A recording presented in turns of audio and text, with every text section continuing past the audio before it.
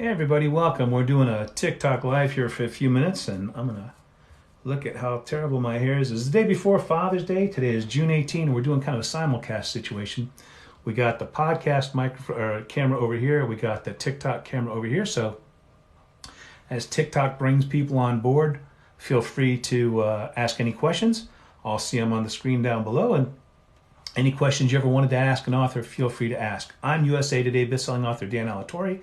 Those of you on the podcast already know that. Those of you join us on TikTok, we're doing a simulcast. So we're just going to go through and take some basic questions, whatever you have, and you can ask anything you want.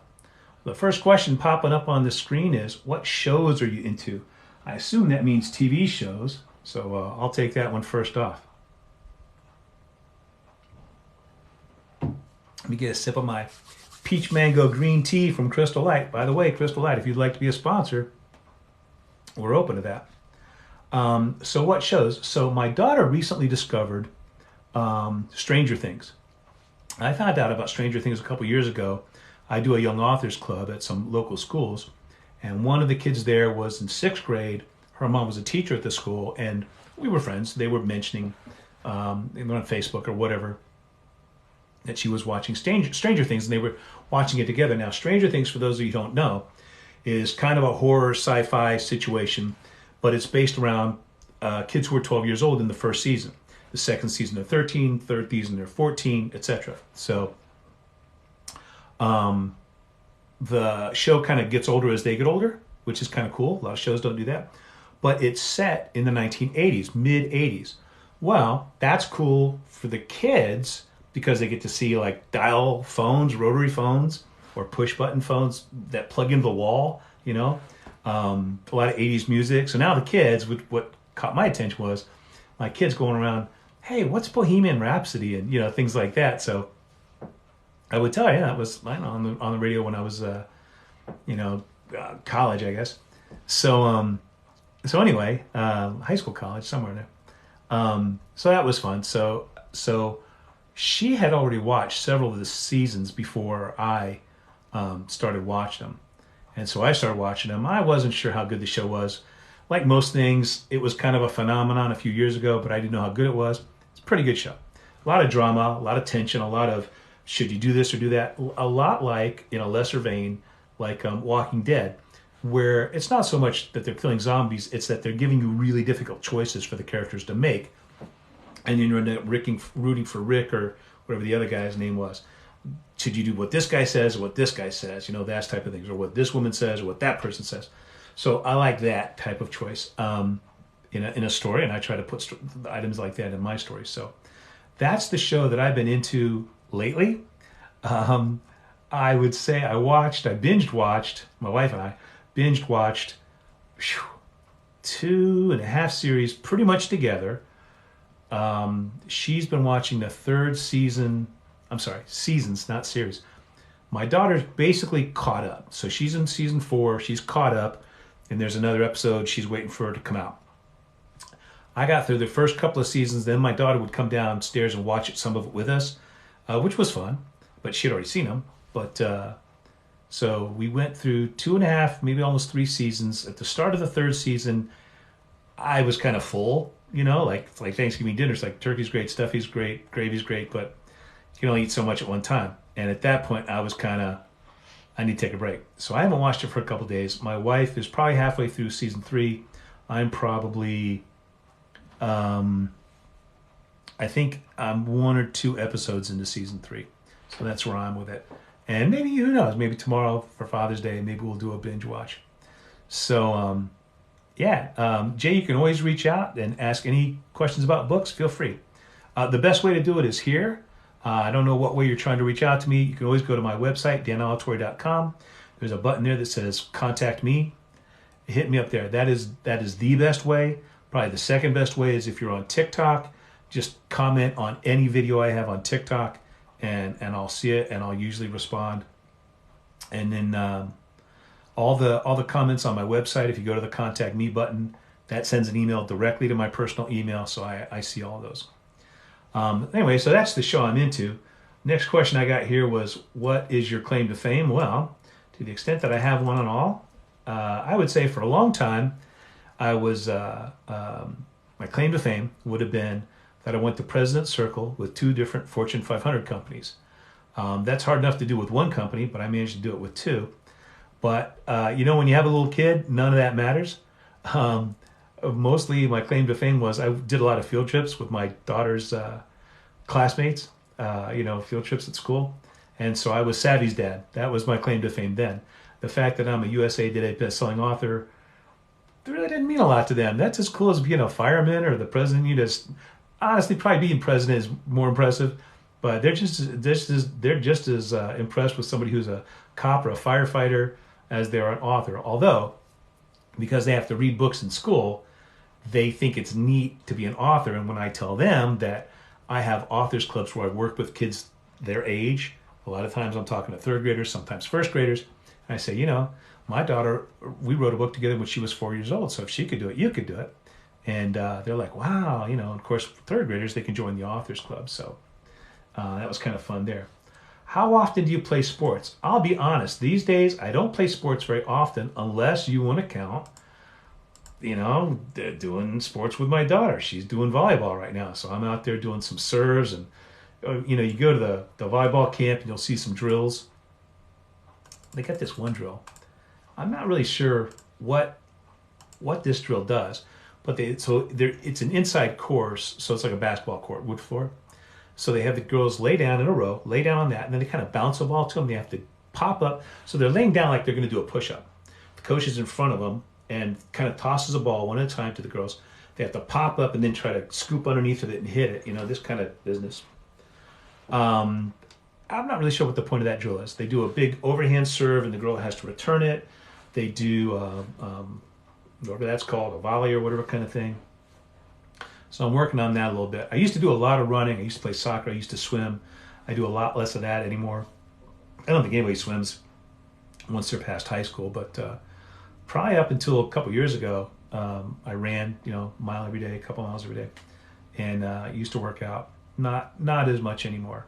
Something since COVID hit, I kind of quit doing everything, gained a bunch of weight. Now I need to start doing things again. So I'm out there walking and doing a little bit of jogging and finding out, to Monday I twist a knee, Tuesday I twist an ankle, Wednesday my back hurts. So, all right, let's see. Next question here: what quirks do you have? There's so many. I like to think I don't have any, but I think if you spent time around my family, they would be the first one to tell you I do have a few quirks. One is, let's just leave it to writing quirks. One is, I have to have really short nails to type. If you look TikTok, you can see that that's about as long as I can stand my nails getting. And honestly, they're not in great shape, even with that. I don't know if you can see that, but I like to keep them real short. The reason why is because I use an old school keyboard. The big soft keyboards, not the big soft, the little flat key, soft touch keyboards, I really don't like that. And when you're banging away on those, I make more mistakes when I use that kind of keyboard. And I heard recently, I was listening to an interview that they actually, when they were first making keyboards for typewriters and stuff, they made a keyboard that was better, that people could type faster on, but they made more mistakes when they typed faster on it. So they changed it so that you could not type as fast and you would make fewer mistakes. I don't know if we're talking 5 years ago or 50 years ago, right? But personally, I found on my laptop, which has those flat cushiony keys, I make all kinds of mistakes when I use that. When I get a new computer, I get an old keyboard. I have like 3 of them in my cabinet, so I can use an old school keyboard. It's got bigger keys. They're spaced slightly apart. They push a lot more down. JC Fuller, welcome. Good to see you. So I like the old style keyboard. Now the reason I do, and everybody has a quirk, this is one of my quirks, short fingernails and a clunky keyboard. The reason why is because I don't really type all that fast, and I only use a couple of fingers when I type. I mostly am a 2-finger typist, which you may think is weird, but there are, quite a few people out there who are famous authors. One guy said he typed with 2 fingers. He did the Goosebumps. What's his name? Stein, R.L. Stein. So he typed with 2 fingers. He's multi-gazillionaire, so that's fine with me. Anyhow, I do a lot of most I would say 90% of writing is thinking. So I'm doing a lot of consideration. I tend to think in full sentences and full paragraphs. So when I go to put it down, I don't have to type it that fast because I've thought it very thoroughly and I want it to be accurate. Now, even so, my daughter will say you type 10 keystrokes and you backspace and fix 5 keystrokes. Maybe I kind of edit as I type sentences and whatnot. Not edit, but I'll type a paragraph, then I'll glance at it, fix it, and move on. So it's kind of a slow process, but even so, cranking out 1,000, 1,500 words, 3,000 words in a day is just not a big deal. I do typically, in less than 2 months, I typically can crank out an 80,000 word novel. So the system works for me. But part of that quirk is definitely my old-fashioned keyboard. And I especially hate it when people watch me type, because then I'm really paranoid because I know how awful looking my typing is, and then I make even more mistakes. Next question we got here. What's your favorite drink? My favorite drink, I already mentioned it once, I'll mention it again. Crystal Light Peach Mango Green Tea. This is in my, here, I'll turn this around so you can read it. Can you see that, or is it backwards today? This says, just kidding, this is totally wine. This one's actually not, it's my wife's tumbler. Crystal Light Peach Mango Green Tea, no caffeine, no sugar.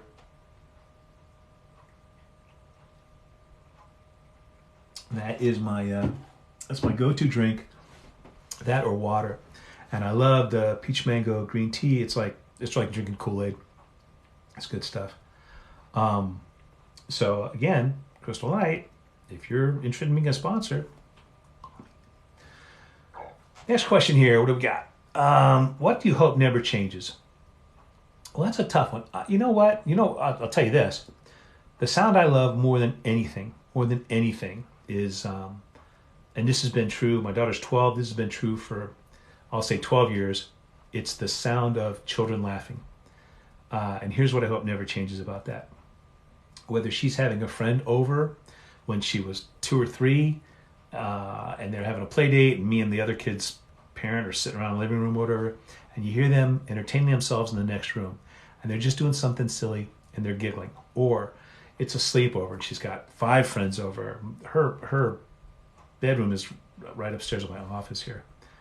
And you just, they're doing whatever, jumping off the bed or whatever. Now they're 12, right? So it sounds like elephants dancing up there.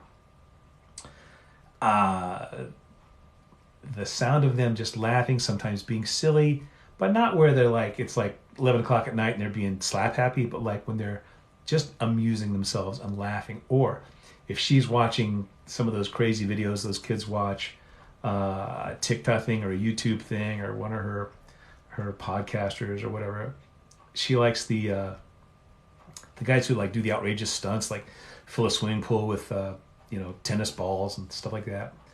Those guys, and she just laughs at the silliness of it. The sound of her laughing, children laughing, it fills me with joy. I cannot begin to express how much I love that sound. It's just absolutely, it just makes you feel like everything is right with the world. And that is something I hope never changes. So somebody asked, what's your favorite car? What's your dream car? I used to say it was my my Ford Explorer because I could fit all my daughter's friends in it. We could go on field trips and stuff. And really, that's probably the answer. I'm not a big flashy car guy. When I was a kid, when I was like 12 and 13 and 14, I wanted a Corvette. I wanted a Mercedes 560 SL. I wanted the awesome car back then. It was a classic at that time. Was like the Jaguar XKE, like a yellow one, convertible. What was the Carroll Shelby's car? Well, Shelby Cobra. Those were cool cars. The original Corvettes, like from the 60s, the early 60s, were awesome. The Corvette Stingray I thought was a cool car. So I loved cars, but I loved like the styles of the car more than the engine or anything like that. It wasn't a gearhead. I just loved the style of certain cars. Ferraris make beautiful cars. Lamborghinis make beautiful cars. So I'm over to a friend's garage sale today. Picked up my daughter. She went over to help out, play with her buddy while they were having a garage sale. And there's a dark blue Maserati. When I was in high school, a friend had a Maserati. A friend's neighbor, in Fairfield, had a Maserati. It was basically a very similar looking car, dark blue convertible.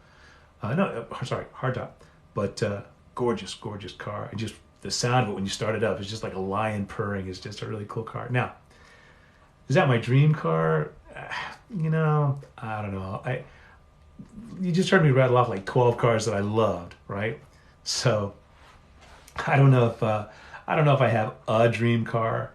You know, as these days, as long as it gets me from point A to point B, that's all I care about. But I would say, yeah, that Maserati's a pretty sweet ride. You know, so I might have to go there. Let's see what's our next question. Where would you rather be from? I'll be honest, I may be partial. I grew up in Hamilton, Ohio, which is near Cincinnati. The Midwest was a great place. My father was a doctor, so we had a nice lifestyle. Small town. Everybody knew my dad. Anytime we went out to a restaurant, whether it was Frisch's or McDonald's, which my dad rarely went to McDonald's, but Frisch's, he would take the whole family out. And he had 7 kids. So my dad was a doctor, my mom was a nurse, 7 kids, you know, because that's how they did it back then. And it would take us forever to get a table and then get served because you have to bring all the food out at once. Anyhow, but while we were out to dinner, like at Frisch's or wherever we would go, sometimes it was upper crust, sometimes it would be, I forget it, McDinton's, wasn't McDinton's, but some kind of a more upscale restaurant, or Red Lobster. But then we occasionally, for bigger events, we went to really fancy places. Inevitably, didn't matter where we were in my hometown, my dad was well known. People would come over and say, "Hi, doctor, how are you?" And he'd introduce the family and everything. So it was like being the child of a celebrity, right?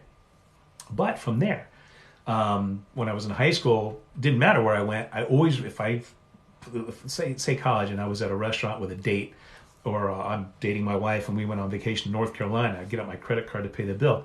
The server would look at us and say, "Alatorre, oh, are you related to Dr. Alatorre?" I was like, gosh, you know, it didn't matter. It happened in California. You know, I live in Florida now.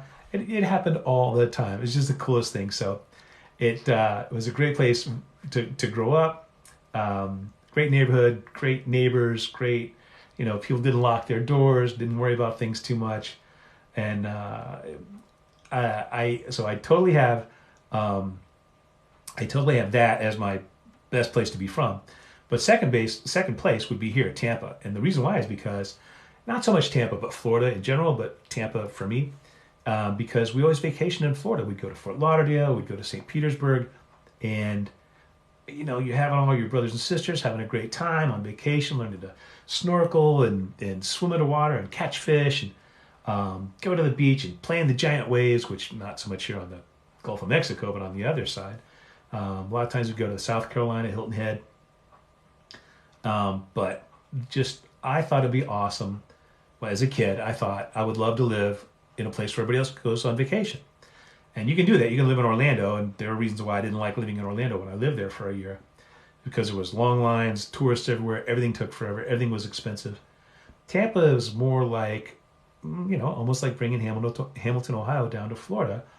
Where I live in Tampa is quieter, similar. I grew up on an acre of land in Hamilton. I have an acre of land here. Quiet subdivision in Hamilton, quiet subdivision here. I know all my neighbors there, I know all my neighbors here. There's not as many kids on this street as where I grew up. And all the kids where I grew up were my age and my brothers and sisters' ages. That's not really the case here, but that's okay. It's a great school my daughter goes to, so I'm very happy. I think this would be the place that I would pick, and that's why I picked it. So that's our next question. What songs do you have completely memorized? Oh my gosh. More than I probably want to admit. Gosh, you know, when you're a kid, you just learn songs, don't you? I mean, you know, whatever the favorite song is on the radio, you play it enough times until you know it. So I probably know. From the time I started driving a car. By the way, my first car was a 1967 convertible Mustang, a gold-colored convertible Mustang with a black interior. And it was a hand-me-down car, okay, because it was an old car when I got it. But I got to be in all the parades and everything. And it was just a blast having a convertible, even though it was an old car. Now, today I look back and I'm like, oh my gosh, I had the coolest car in the world. Back then it was like, it's an old car. It squeaked a lot. The door didn't shut real good. It was freezing cold. It's Ohio, so wintertime. It was cold in winter. It was convertible. By the time you got to school, the car barely started to warm up as far as the heater goes. So you freeze. You're driving like this, shivering, trying to keep your hands warm. You see it fogging your breath the whole time. So, but since I started driving a car, was when you would start to listen to music on the radio much more because you had more control. When you're being driven around at 12 and 13, you kind of have to listen to what your parents listened to on the radio. And my parents were considerably older than me because I had a large family. I was next to youngest in that family. I have a sister who's 10 years older than me, so my parents are obviously about 20 years, 25 years older than her. So their music wasn't my music. It's fair to say that. And my music isn't my daughter's. Total Stranger Things, and now it kind of is. But we enjoyed a lot of that, and the songs that, when you ride around with your buddies and listen to the songs on the radio, that's the songs that make your best years of your life potentially as you're in high school, and you're listening to them all the time, and so you memorize them all. So probably all kinds of songs from the 80s. And then in college, when I would work out, I would put on music to work out in my living room when I had my own apartment, and then I would run and I would listen. Did I have something to listen to back then? I probably didn't. I probably just ran with nothing, and then eventually, you get what were they called back then? A Walkman. So you'd strap. A Walkman was big, like a size of a soda can, like half as thick, half as wide as a soda can, almost as big. You'd strap that on, and you had a wire like this that comes up, and they would go in, and then you could play tapes or listen to the radio. Eventually, that becomes iPads and now phones and whatnot. So through that transition, I liked a lot of hard rock back then. So I would listen to, when I was working out and running, I'd listen to a lot of different songs because it's cool. And I would run outside in Florida on streets and stuff. And then at some point you kind of get tired of the same old songs. So you start listening to back then what would have been talk radio, maybe politics, news, a lot of sports, and really not so much sports. It's just that as you get out of college and you start in the business world, you got to have things to talk about when you visit customers. And a lot of customers, you can talk sports. You probably don't want to talk politics, So there was different reasons to listen to different things. And then but I like talk radio, and it would just be just general topics. So it was kind of how that evolved, but zillions of songs completely memorized, totally. Let's see, our next question. What would you rate 10 out of 10? Oh, a beautiful woman, my wife, Bo Derek. That's always good for a 10. Whoever's on the cover of Glamour probably is a 10. What job would you be terrible at? Pretty much any job except for the one. I tell you what job I am. So first of all, any job other than the one I do. But I tell you what job I am terrible at is marketing. Marketing is, so here's the deal with marketing. And this is true for all authors. Authors don't like to market. It's like talking about our work is difficult. We like to sit in a room and type quietly by ourselves. And so it's a different skill set to be able to go out and talk about your book and get other people excited about your book and things like that. And authors tend not to be good at it. People who are in marketing, a lot of them are not good at it. And it's hard to do. And it's a constantly changing dynamic. So for example, on TikTok, I'm reaching a very different audience than I'm reaching on a podcast, which is a different audience from what I'm reaching on Facebook. Demographically, TikTok, if I wrote romance, and if I had my main characters were women who were maybe between 18 and 25, I would probably be much more popular. And if I was a woman, and maybe if they didn't know how old I was, which is why some people are male writers who write romance and use names like Charlemagne Lefevre and put a stock photo up of some woman who looks like about a 30-year-old, so that they fit in with the audience they're trying to sell to. That would get me a very different audience on TikTok doing that than what I do. And the audience on Facebook is going to be older than 35, probably older than 55, mostly women, 80% women. The audience on YouTube tends to be more male, and they enjoy conversations. They're probably not going to like this conversation that much. They more want to get into a topic. I'm just kind of taking questions here. So you're reaching different people, depending on what media you use. What are you absolutely determined to do? Well, right now I'm determined to make this year's marketing succeed. I've been able to do that every single year, so I'm going to put that down as that's absolutely got to happen. I'm determined to crank out a couple more books this year, and I'm going to shoot for 6 next year. I'm determined to do a better job on my authors clubs for the kids, because it's a challenge to explain to a third grader that they're going to be able to write a whole book, manage them to do it 1 hour at a time while they write in pencil, and you type it up and give it back to them the next week typed up, and have them pick out artwork and everything else, and complete a book. But it's the process I do. I have to manage me to do it, so they're kind of doing it as I do it. But I'm absolutely determined to be a good dad and a good husband. So how about that? A little soft side you weren't expecting. What skill would you like to master? What skill would I like to master? I'd like to be able to, so a skill that if I wish I could do it, I wish I could play the piano better. I can play. I used to be in a rock band, so I can play drums, I can sing. I don't play guitar or anything like that. And I took piano lessons for, I don't know, a while. Either months or possibly several months over a couple of years. But I hated reading music. It seemed very boring. You have to learn all the basic boring stuff. And it was just impatient. I'd rather just sit there and plunk on the piano and figure out a song, playing it by ear, and then play it, than spend 3 weeks doing scales. I was too impatient for that. And as keyboards came along and stuff and synthesizers, wow, you can make cool sounds and write songs and never even learn to read music. So I would like to have, as far as a wish list, I would like to be able to play the piano better, or guitar. It'd be cool to play guitar. But what skill I'd like to master? Marketing. That pays the bills. What question we got here next? We'll say, excuse me. What website do I visit most often? Well, good question. So probably TikTok right now. I'll say I'll split it between TikTok and Spotify, because I'm listening to a lot of podcasts, trying to learn how to create a better, more interesting podcast. And second to that would be Anchor, where I create the Author Sphere podcast.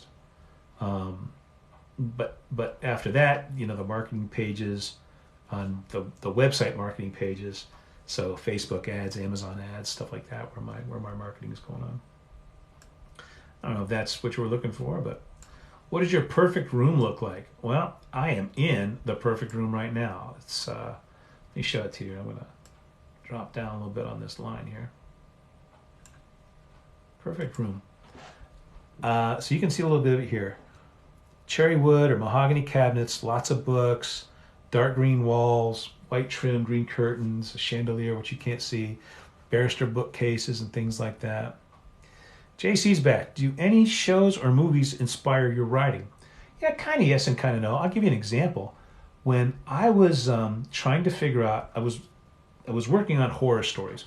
And so I write mysteries and thrillers. So in a mystery or a thriller, you have like scary scenes or tension-filled scenes.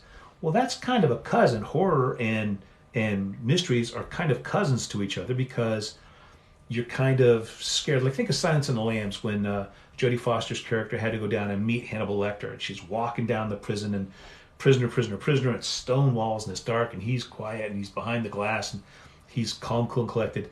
But the anticipation of meeting him was built up big time. We're all scared for her, and she's scared, nervous, let's say, apprehensive. Well, that's being afraid. That's fear. Well, who's a master of that is Stephen King. So I thought, let me go to the art palette and pull different colors off as different people, how different people do those. And so I would sit down and start watching Silence of the Lambs, or I would start reading It by Stephen King, or other books of his, Pet Sematary, trying to say, okay, at some point, just reading it like a reader, and at some point, am I scared for a character? Which typically you're not scared, you're just scared for the character. Or in The Shining, a friend of mine said when the topiaries moved, that freaked her out. So it's like, oh, she was genuinely, not say scared, but put off by that, or disturbed a little by that. That's good.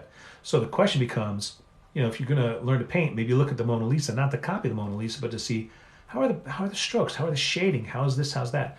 My daughter painted a waterfall for me that day. She painted one for school, and it got like second prize. And so I said, "Oh, paint one for me." So she did, and it's over there. You can't see it, but it's like the waterfall itself is more in the light, and then behind it is like a rock. It's coming like off of a kind of a little valley, short waterfall, into a lake. The lake is more still, so it's a different color. But the rock on the one side is a different color than the rock on the other side because that's the way the light's hitting it. So you're seeing lighter, the sparkling of the water, and then more shading. The grass on top is lighter. The rock underneath is darker. Now that doesn't mean too much, except it gives depth to the painting. It creates a little bit of an emotion. It makes you look deeper into it, okay? So that's what I mean when you look at the palette, the Mona Lisa, how are the strokes done? If you look at Stephen King, you start learning about Georgie and It, and you say, I care about this kid. He's about to die, and I'm nervous for him now, and I feel bad that he's going to die. How did Stephen King get me to get to that emotion, okay?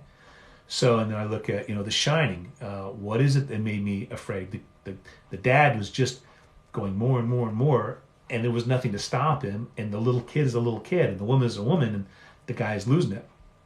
And they're all together. And Pet Sematary, I would say, it was more the macabre aspect of bringing something back to life, like the monkey's paw situation, where it's like, be careful what you wish for. Maybe that is just the eerie element. I didn't find that one scary, but and scared is tough for me because I'm looking for those things in the stories too often. So with Georgie in It, I broke it down. I said, these are just words. He writes words like I write words. How did he get me to feel this way? And then I looked at it and I said, okay. And then what I do is I say, okay, there's like building blocks.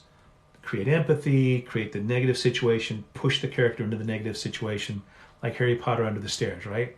Orphan kid, didn't do anything wrong, doesn't deserve to be living under the stairs, abused by his uncle, right? Yes, vulnerability.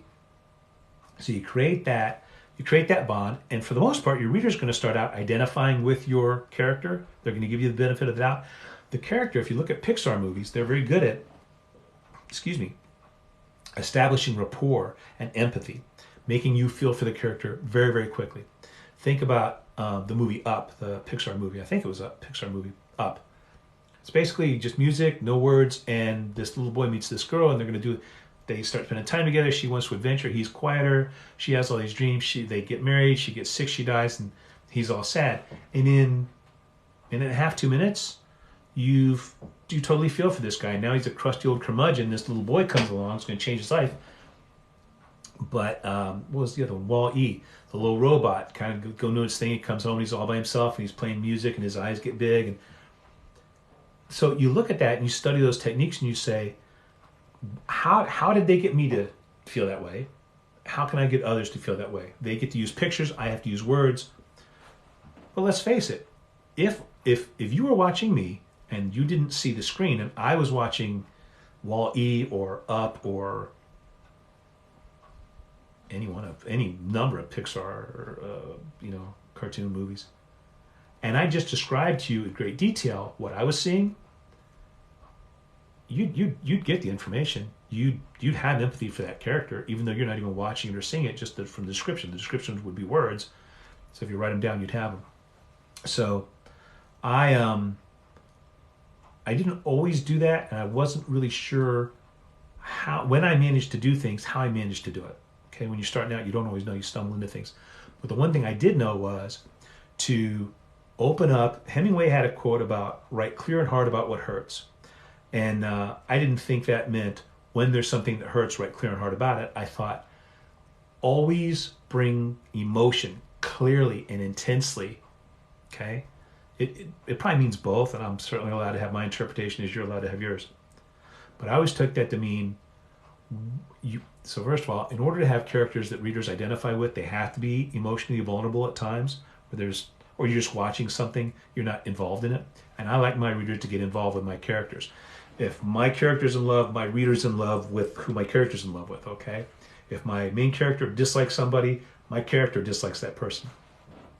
In my latest book, Killer in the Dark, I have a sheriff who everybody who reads that book hates that sheriff. You're supposed to hate the sheriff. I had that sheriff do things and say things. He's talks down to Jet. Thacker is a investigative reporter, and she has to interact with the sheriff. And there's a ranger, and the ranger also has to interact with the sheriff, and she gets talked down to by the sheriff the same way Jet does. And the sheriff talks bad to the Big Cat Preserve owner, and the sheriff, they suspect him of doing drugs, not doing drugs, selling drugs. And he's a mean guy, and he's I run this town kind of guy. He's just a jerk. But he has moments where you think, well, crap, he's right, but you still hate it. And the way he talks down to everybody, and he actually has a scene where he is so abusive to a suspect that it's people watch it. And so when I send these out to my beta readers, my beta copy out to my beta readers, the beta readers are all after that chapter like, I hate this sheriff, I hate him.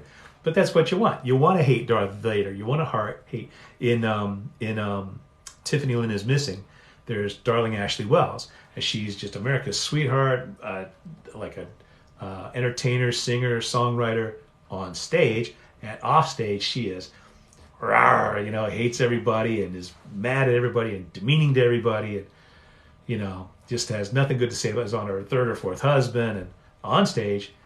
She answers the phone. She's all sweetness and sugar. Hi, darling. What can I do for y'all? And as soon as she's saying, God damn, can't anybody read a plat map out in Colorado, And so she's, and so readers hate her. They just hate her, and they're supposed to hate her. So that's part of figuring out where the emotions are. Figuring out what kind of things do I hate. What drives me nuts. I've had some bad boss who's always putting pressure on you. That's one thing. It's like, hey, you did 110% of your goal. Can we get 115%? That's pressure. If they're like, listen, these leads over here, if you misclassify them, nobody's going to know. And then our rate goes higher. And then you get a bonus and I get a bonus. It's like, oh, that kind of pressure, or just always knocking your legs out from under you. We've all had bosses like that. Piece of crap bosses who are insecure in their own little world, who are just making life miserable for everybody. And I've had more bad bosses than good bosses. And to be fair, I'm sure they all thought I was a crappy employee. For them, I was. The fact that I went to President's Circle with 2 to 4 Fortune 500 companies might say something different. But that aside, I had one boss who just talked down to everybody, fired so many people. When he came in, he fired so many managers in our area. It was just like, hey, the fuse is lit. When's the bomb going to blow up? And we never got along. We didn't respect each other. We didn't like each other. I shouldn't say I didn't respect him. I didn't like him. I respected his talent because he could look at the numbers and know exactly what was going on. And I wanted to develop that. And then as I got a little better in what I was doing, I could do that for other people much better than I could do it for myself, which is kind of how it works with editing. A little tip there. If you want to be an author and develop good skills, join a critique group, like an online one. The more stories you read for other people and point out, hey, you missed this, you missed that, that's not clear. You're not trying to put them down, but you're seeing mistakes in other people's work. It sharpens your eyes so much for your own work. I would say one of the biggest things I did that improved my writing was this is many years ago, I joined an online critique group, made a lot of friends in there. I was a rabid dog in there for like 3 years, critiquing thousands of stories. USA Today best-selling authors and New York Times best-selling authors eventually. But my point was, it made my skills much sharper, and it would have been forever until I got there on my own. So let's go to another one here. We'll do a couple more, and if you guys got any questions, feel free to ask. Anything you want to ask an author, I'm here for you. These are just kind of random questions we're getting. What movie title best describes your life? It's a Wonderful Life, right? That old movie, the old Christmas movie. I cry every time I watch that. I try to watch it every year at Christmas.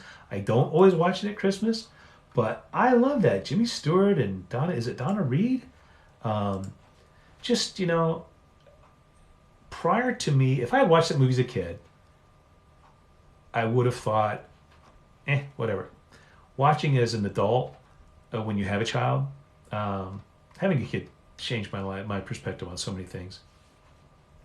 That you realize, it's kind of about you. It's about others, and the more you give, the more you get, and just, All right, what else we got here? What age do you want to live to?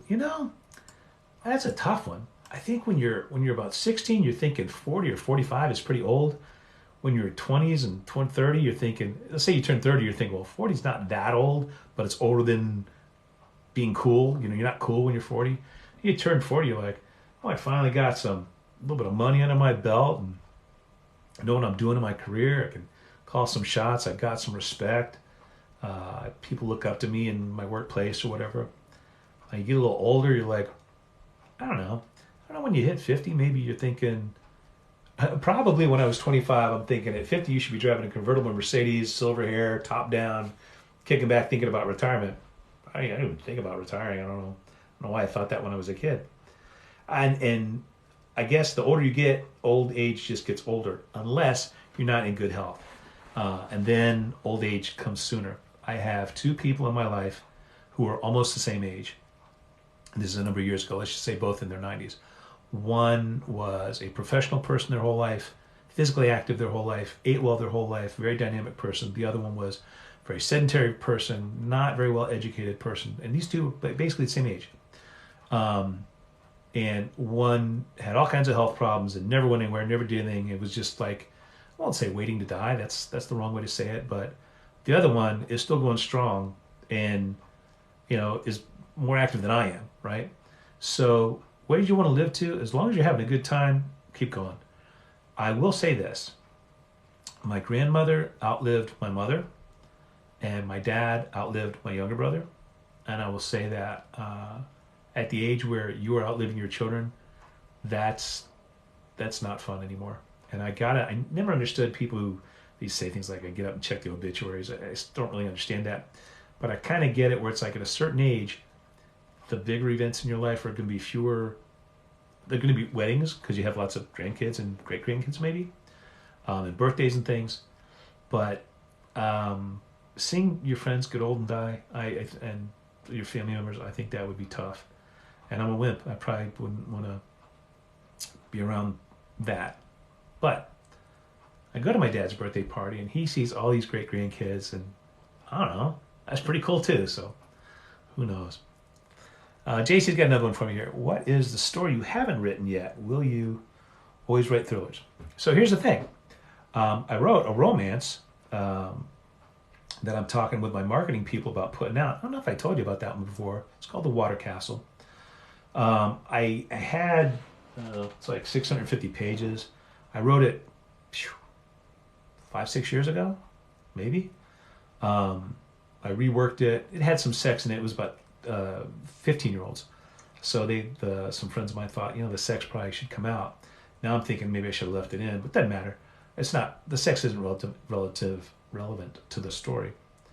And so I've been sitting on that. It's like, I write thrillers. I shouldn't write a mystery. It's not going to sell. It's the wrong genre. People who like it are going to come looking for other romances, and I don't have them.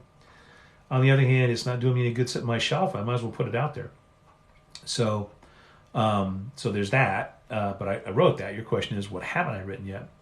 I probably have not written the big.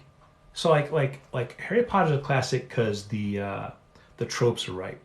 It's about life and death. It's big stakes stuff, and it's a big journey, but it's a unique story. And I always like to say, J.K. Rowling didn't invent magic or wizards or castles, but she certainly did some good things with that genre, the fantasy genre.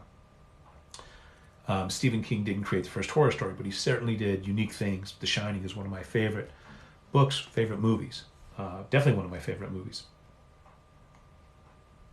So, I know I've written some stories that for some people were their favorite because they wrote me and told me that. I know I've created some characters that some people have written and told me that is the best character ever. It's X number of years later, and I still remember these lines and giggle at them. People write you emails and stuff and say, I was laughing so hard. My husband came into the next room. He thought something was wrong with me. I missed my train stop. Bus stop. So, I've done some of those things. But have I hit one out of the park? Have I had one that's a definitive home run? Well, for me, if you want to step back and say what creates the biggest impact is probably the biggest themes. So if you look at blockbuster movies or life-changing books, they took a big theme and they had a social impact probably. Now I'm going to put an asterisk there. So like To Kill a Mockingbird was about the Old South dealing with racism, but all the New Yorkers loved it because that's how they perceived the Old South. And a man who was willing to stand up against all that and teach his children to stand up against that stuff. Yep, that's noble. Certainly is. But I think the reason it's a classic, not because it's a great story, don't get me wrong, it's a great story, great characters, great dialogues, great lessons. But also it appealed to people at the time who wanted to establish that theme, let's say. Die Hard, on the other hand, is a mediocre book at best, a great movie. What's that, from the 80s or something, right? Bruce Willis. But why? Because it's somebody who's willing to stand up against all the odds. And you look at Homer and the Odyssey and so many classics, and they're like one person who's decided they had enough and stands up against the odds. Now I try to do that. My Gamma Sequence books, that's what that is. This guy gets drawn into this situation. He plays the whole thing out, and by the last book of the last series, he's basically beaten everybody, but it never looks like that's what's going to happen. I would love to write an Indiana Jones type of book where you just really love this character. Not so much to getting in and out of trouble, because, the Hunt for Charlemagne's Gold with Robert Chamberlain, whatever that guy's name was.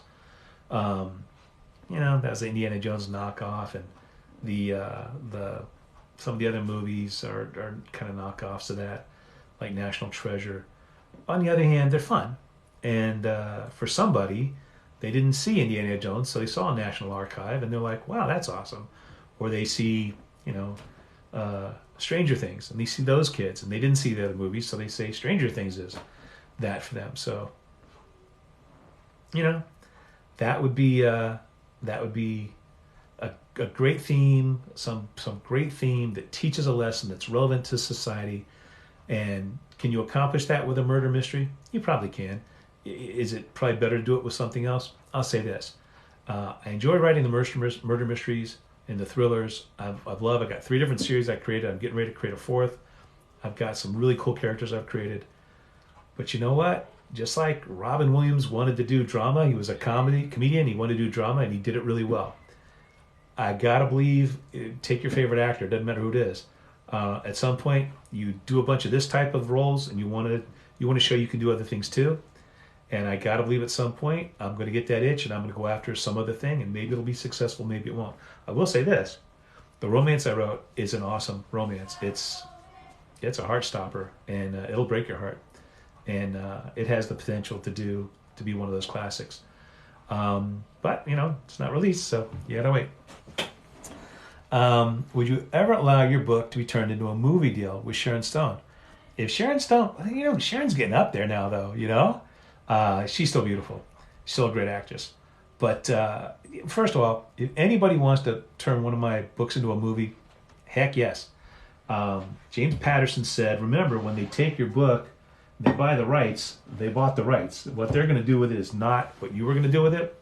And let's back up a step. What I write, how I would read that, I give that same paragraph to you and don't tell you how I read it, and you read it. It's going to be different inflection, different tone. You read a chapter, you're going to come away with some different things than me.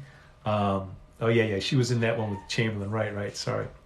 So where I learned this was when I give a book to an audiobook narrator, and Sky Stafford does a lot of mine, has done most of mine, but I've had some other ones, some Broadway people from Broadway. During COVID, I had some out of work actors who were doing voice actor narration for me. Everybody who's done one of my books has done a great job. Some of the best work we had were on our short story horror anthologies, because they got to do different accents and a bunch of different characters, do a bunch of short stories, so it was really entertaining for them. It was fun to listen to. But when you read your book, you read it a certain way. You know what lines to emphasize. This guy's kind of sarcastic, that's supposed to be a little humorous. And the other person reading it, the narrator, may not read it that way. And then you got to back up a step and say, well, it's supposed to be humorous, or he's more sarcastic. You got to give some broad notes. You can't get too specific, because the reader may not read it that way. As in, you sell 30,000 copies of a book in its first week, there are 30,000 different interpretations of that line. Most of them aren't going to be what you had in mind. And now you got to be generous enough to say, all right, Sky, you do it closest to what's in my head. You have free reign to do it however you feel it needs to be done. I give you that license. You do the audiobook. You bring it to life. You breathe life into those characters. And if some director comes and says, we want to do your book, and it's like James Patterson said, Alex Frost didn't have a sister or whatever, but in the movie he does. Okay. They're getting that, and it's going to be different. So you always know the books are better than the movie. Why? Because in the book, it's your interpretation of it. You get to decide what the people look like. You get to decide what their inflection is. You get to decide how they interact. In the movie, they're showing you, here's what they look like, here's how they interact, here's the inflection. It's going to be different from what you had in your head. So for that reason, yes, I would definitely there's this conference coming up. Necronomicon is in September. I went to it last year. It's here in Tampa at USF Embassy Suites. Weekend of September 23rd, as it turns out. So I just did a commercial for me for it. It's not like they're asking me to do commercials. But at that, there was a guy from Orlando. I think he's from Orlando. He has a production studio. They buy scripts and they turn them into movies. He's not Steven Spielberg. He's not somebody you probably heard of. But by the same token, that's his business, so it's not like it couldn't happen. And the thing about the movies is, what I always hear, and this is true of traditional publishing too, which is why I have my own publishing house and why I do a lot of my own stuff and my own marketing. You write a book. Let's say it takes you a year, okay? You go to a publisher, you query it for 6 months, you get an agent, they find the publisher. Publisher's got a budget and they decide in a year or two after some more edits, it's going to come out. So the process is run 3 years for something that could have come out 2 years ago, okay? And then they don't have the budget, they don't have the marketing, or some other book's budget didn't perform as well, so they got to push their book back 6 months. It's what they call a glacial pace. Movies can be even slower. So you hear about development deals that have been taking 10 years to get this movie produced, the script's been kicking around forever, blah, blah, blah. I got to be honest. Why do I want to wait that long? I think I'll just sign it over and let them do their thing and move on with whatever I'm interested in. But on the other hand, you look at certain writers who got into writing scripts and got into producing TV. The guy who did Jurassic Park, the guy who did I'm trying to think, he's an older guy now, but he's a prolific writer. He did TV shows and movies. He did Glengarry and Glenn Ross. These are two different people, right? So the guy who did Jurassic Park is Michael Crichton. The one who did Glengarry and Glenn Ross is can't think of him. Anyway, they both produced and directed and wrote movies. So, and plays and a bunch of other stuff. So maybe that speeds that process up. They develop their own project, like Tarantino. He writes it, he produces it, he directs it. He's his own thing. Woody Allen did his own thing. Lots of them do that. Maybe that's the way to go. So I don't know. I would say this. It's interesting because I love movies, but there are so many more bad movies than good movies these days that odds are mine would be a bad one. And right now I write a book, it's a good one. It's exactly the way I like it when I write a book. So, but you never say never, right? Who knows? So what kind of art do you enjoy the most? What kind of art do I enjoy the most? Well, I hate to say it. Maybe I'm a sympathetic guy. My daughter's art. I would turn the cameras around, but I have most of these cameras are on, they're clipped in and this and that. So over here I've got a night sky. It's like a desert night sky. Over there is a cactus with a rainbow looking kind of night sky. Over there's the waterfall. There's other ones around here. Right there. She painted some seashells. She took these little whelk shells, about that big. We found a bunch of them washed up on the beach one day. And she took them, we cleaned them up. They were just the shell, the animal wasn't in it. We took those and we cleaned them up. And she had seen this hack video of paint them with nail polish. So you've got this like translucent metallic bluish, translucent blue, kind of blackish nail polish. And she painted, and other colors, she painted the whelk shells. And just me looking at it, I was like, oh my God, a little rectangular canvas with 3 of them all painted the same way, all tilted the same way. Kind of has that Andy Warholish look. We glued them on. We painted the canvas. She painted the canvas white. I glued them on there for her. with some hot glue. It's right there. It's one of my favorite paintings. It does several things. First of all, I love the color. It's just a beautiful color, and it's like ocean, looking deep into the ocean, but the blue. But it's also a translucent color. It's gorgeous color. It's on the white. It's got the Andy Warhol look, but it also reminds me of my daughter finding all these whelk shells on the beach. So that was fun too. So my favorite art is definitely my daughter's art. I tell you, I loved Patrick Nagel's stuff for a while, and then it all looked like vampires to me, and I kind of didn't like it after that.